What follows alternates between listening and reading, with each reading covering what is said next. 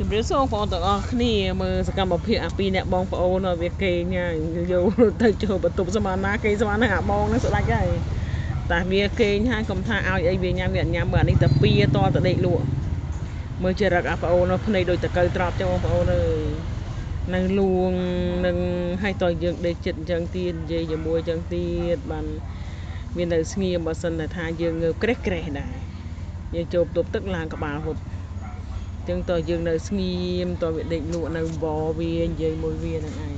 វានិយាយអីនិយាយមួយវាទៅនិយាយតចុះតឡើងចឹងវាញ៉ាំតទៅដេកបណ្ដានេះមូ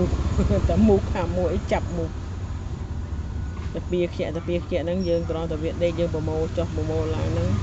ដល់យប់ណាយប់ណីហើយ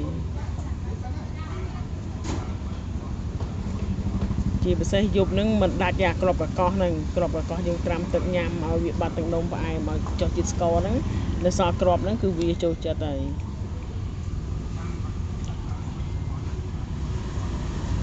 អានេះញ៉ាំពត្រានឹងតិចហ្នឹងតេះពត្រាតិចហ្នឹងឯងហ្នឹងហើយអរគុណច្រើនបងប្អូនទាំងអស់គ្នាដែលតាមដានវីដេអូ PB នេះកន្លងមកបងប្អូនជួយ like page ម្នាក់មួយផងបងប្អូនដើម្បីឲ្យឆាប់ដល់គោលដៅទាំងអស់គ្នាឡាចមកចាំខ្ញុំឡាចឲ្យ